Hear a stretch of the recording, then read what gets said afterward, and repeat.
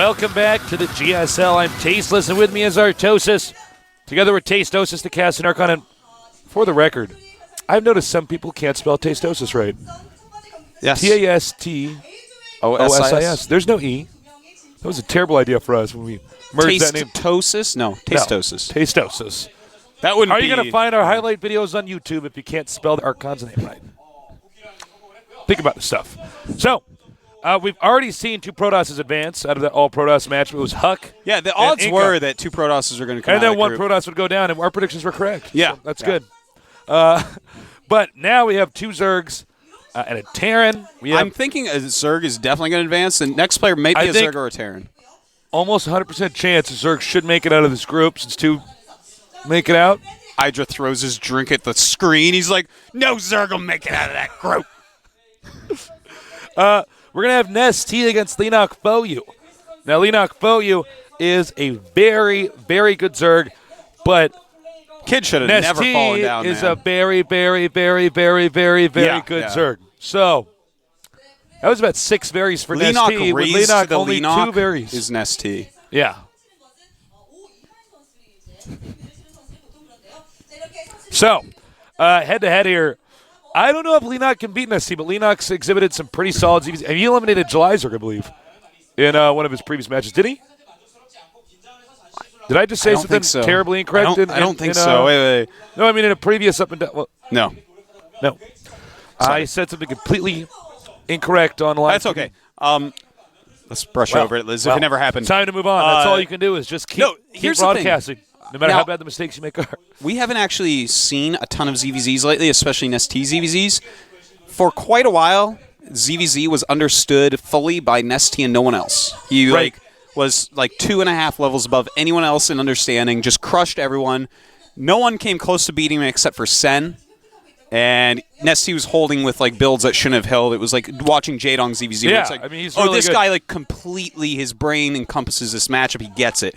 Now, has that changed? We don't know. Have other people caught up to that? Has Nestea kept up with it? Because obviously ZVZ has grown since those days. Yeah. So we're going to have to just wait and see that. I think that Nestea, I know that Nestea is a big favorite in this first match. And then Marine King Leenock, that could be quite epic. Leenock always has very epic ZVTs. This guy doesn't end it early, plays macro games. Now, Marine King Prime, of course, you guys know who that is because we've seen so many amazing games from him. He has been in the finals twice and got silver medals both times. But he's somebody who he's got such a unique style, very harass-based, really open to the idea of doing a base trade. That's going to be pretty cool to see him against one of these Zergs here. Now let's go ahead and take a look at Leenock Foyu. Like that picture. He is, as you can see, he's faced some very, very formidable opponents. I feel like this is a guy who was always supposed to be in Code S, but just had to face people that were so good he actually managed to get bumped down. Yeah, I really felt like he should have been in Code S nonstop. He's definitely one of the better Zergs in the world. Just a very solid player, and he's so young, Tasteless. He's such a little youngin'. He actually still is in school, high school. I feel like this is actually someone that we are all going to just watch and be like, no, dude, I liked Leenock back in Season 1 and 2. They're going to be hipster nerds out there. Yeah. I was a fan before he became a bourgeois. Yeah, but literally, I think that's where he's headed. This guy, obviously, as we see here at Nestea, he's right now the best Zerg in the world. But as time goes on and older players retire and new players come up, Leenock is only going to grow. And I think eventually, without doubt, one day he will be the best Zerg player in the world. Well, he's starting young. And we basically got our youngest guy in the GSL against... Is Nestea our oldest, actually? I think... No, Slayer's Boxer. Oh, no, that's right. Okay, so but Nestea is one of the oldest. Oh, certainly. Maybe fourth? Yeah. Third or fourth. There's actually so many oldies. You know what cracks me up is all these guys... These guys will just believe anything they were told back in StarCraft 1 when some of these people be like, well, when you get to a certain age, your hands aren't fast enough to be a pro gamer. I'm like, yeah, that's not true. If you believe that, you are so dumb, you'll believe anything you're told. Because there's a reason why you can have a pianist, somebody who plays a piano, in his 50s and stuff. I mean, unless you're going to get arthritis or something, of course your hands can move fast enough. But, these StarCraft 2 teams are proven you can be, Yeah, man, the old guys. In the 30s, you'd still be a pro. They have been some of the best players. Here's Marine King, you see there. One of the best Terrans. Very stylistic. Tried to really break his style during the group phase of GSL this past season.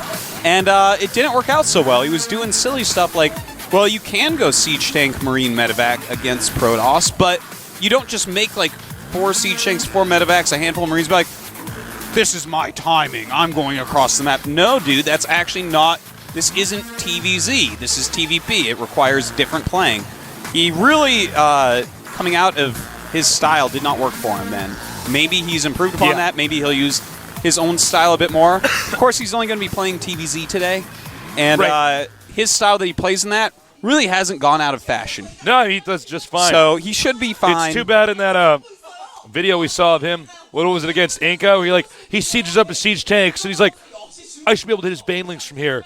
And then Inca's like, I'm Protoss. It just comes in there and kills and runs it over. That's what it was, That's man. what that looked like. That Zelnaga game broke my soul. Me too. My soul's broken too. Good. I don't want to have a broken soul alone. We're in Archon. Now that our souls are broken, we can take your part and my part and merge them together. You want to know how much of an Archon we are? Is that he just got a tooth pulled, and I'm starting to think I just got a cavity, and I might have to go get that filled, probably after the Team League Finals. Whoa. Weird coincidence? Well, we're in Archon. What are you going to do? Yeah. The map lineup is going to be Zelnaga Caverns, Crossfire, and Metalopolis. This is a pretty diverse map set. It's one that, there's all sorts of builds you can do on these maps. Too bad we don't have Scrap Station. I love seeing ZVZ on that. But, what? ZVZ Scrap Station, like, being a player that has played 1,000 ZVZs on that map. Oh, you may like it, man, but we don't like to play it. It is not fun. See, what I like about that it is the definition of not a fun map, CVZ, okay? I'm so sorry. Like, get out of here! Get out of there and throw me off the stage. I like it. Can't take that away from me. So Zelnaga Caverns, this is a classic StarCraft 2 map. It's been there since the beta, since the beginning. And I think it's going to make for a pretty interesting Zerg versus Zerg. So let's take a look at our players now. Again, this is the up and down matches for Code S. These guys are fighting to be in Code S next season. If they don't make it out of the group, well, then they go down to Code A and got to fight to just stay in the GSL. Now, on the left is Leenock Boyu. Very young, very talented Zerg. On the right, you know who that is. That's Nestea. He is as old school as you and me are, Tosis. This guy is old school, and he's owning. He is, Stasis. Old for the win, man. Oldies but goodies. That's what we are. That's right. Now, I just imagine like all of us, like finally when we retire with our canes and holding our backs as we hunch over and walk the table, we're like, well, our hands are finally not quick enough for StarCraft. Get out the bridge set. Play some Sudoku. The countdown started. So there's no turning back now. A lot of pressure on Leenock. I think this guy's had the hardest hands dealt to him in GSL history. And that hasn't changed for this match, that's for sure. Let's see if there's going to be an upset and Leenock will come out on top, or if Nestea will do what everybody's predicting will happen, win this and move on to Code S.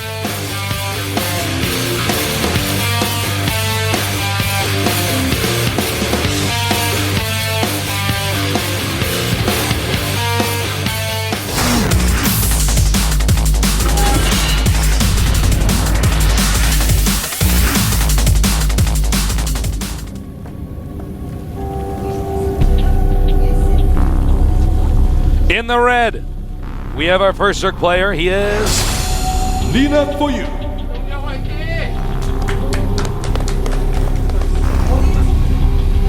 Getting in the zone, and now Bangyanga TT. Crying face. Over here in the bottom left, we have the champion of GSL Season 2, probably the best Zerg in the world. I am Nestea. Extractor trick over here for Nestea.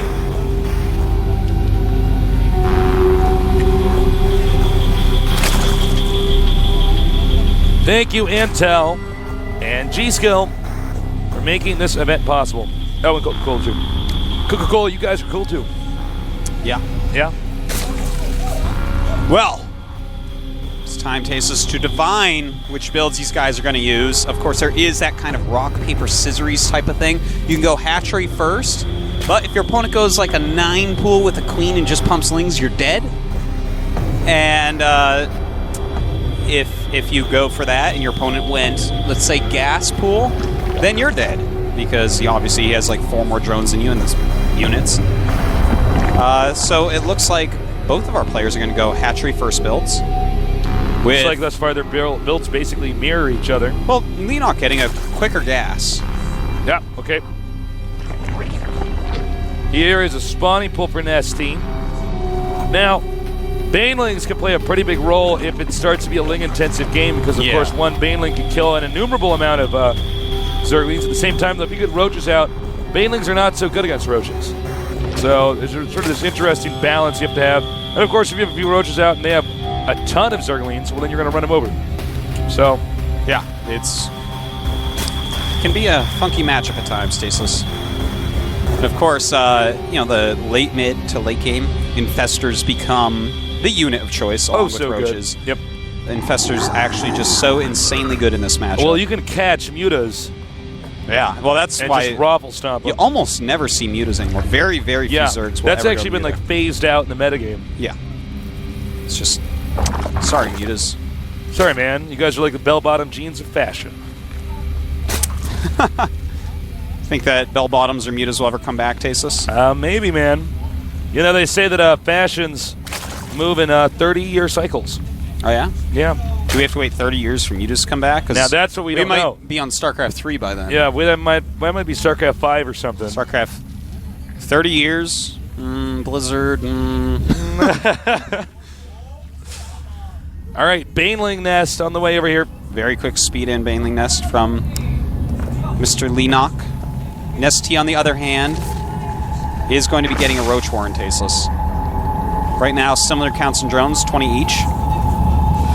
Now, on paper, it would look like Nestea's build should be a little bit better than Leenock's, but simply because, Roaches are fairly strong against Banelings. But he did see that Roach Warren, so... Yeah, and let's not forget as well, that's very, very important that Leenock actually gets to scout it, but let's also not forget how open the expansion area is. In fact, Leenock canceled his Baneling Nest and went for a Roach Warren because he is really, really good.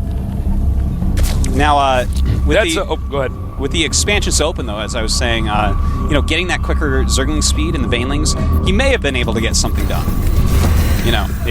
Roaches just are not as fast as Speedlings. Just a fact, Tasis. Fun fact, guys. You can have opinions, but not about that.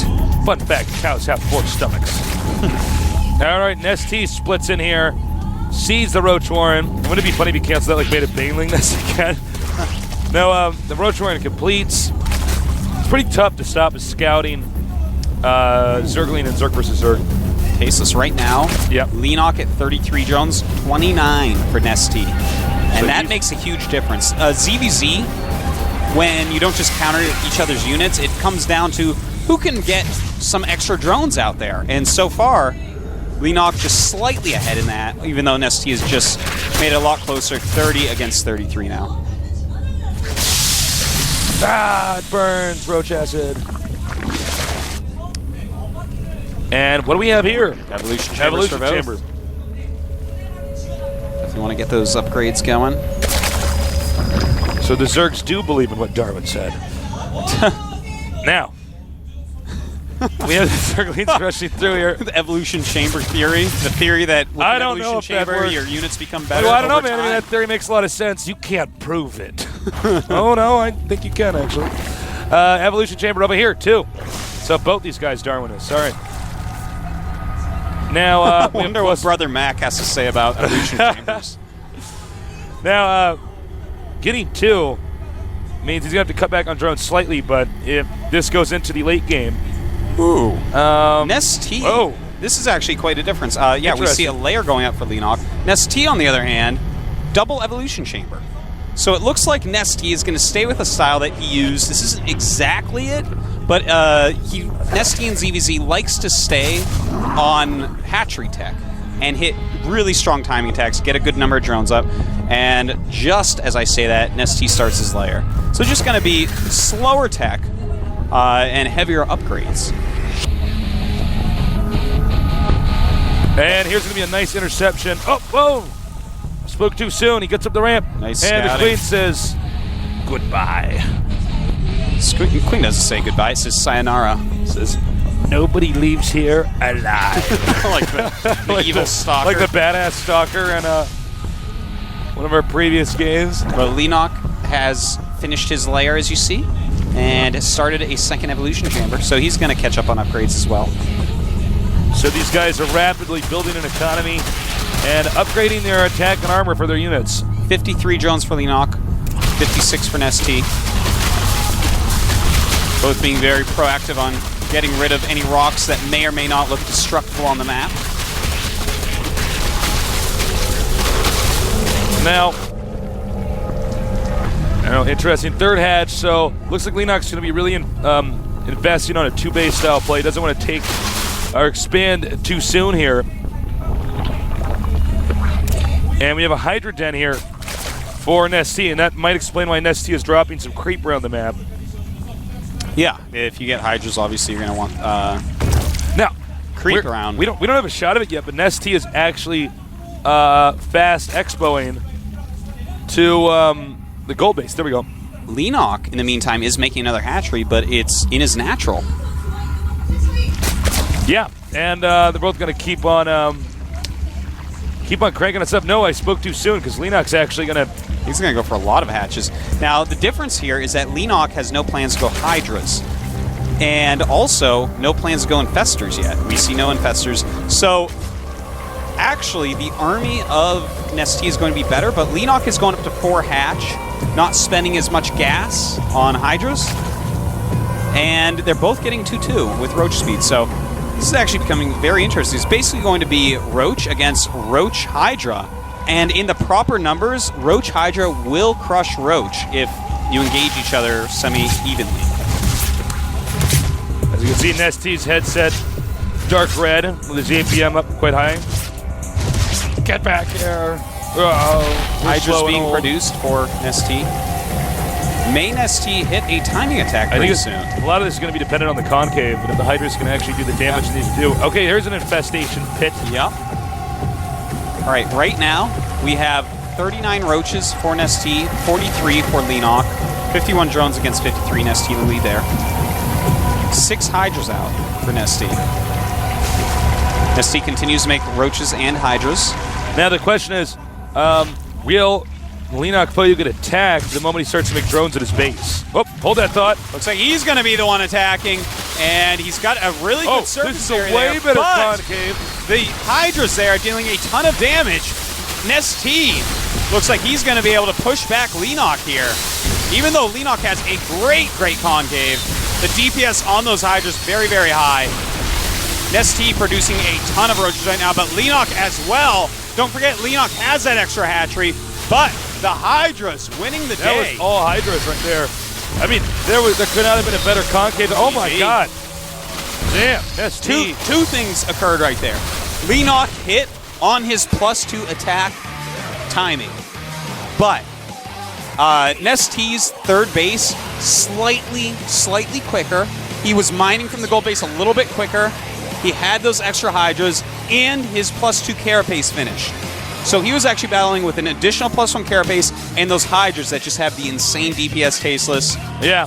Big blunder by Leenock there. Big boo-boo. I bet that strat normally works for Leenock, but Nestea is just so solid. Nestea is an unbeatable ZVZ player. Yeah, he is actually I don't remember seeing him lose a ZVZ for a very long time.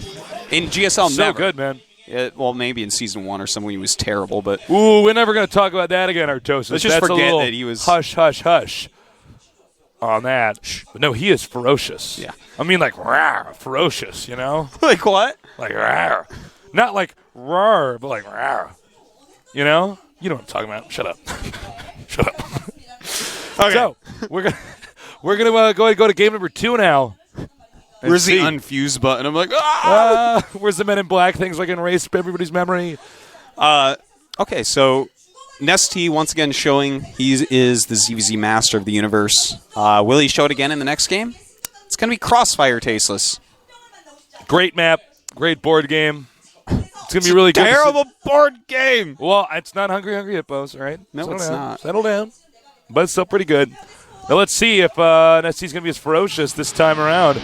You know what's funny is you don't normally see on a TV show a game where, well, I mean, you don't normally see games on TV shows. You don't normally see on a StarCraft show one guy just massive attack and it fails and he leaves the game. Yeah.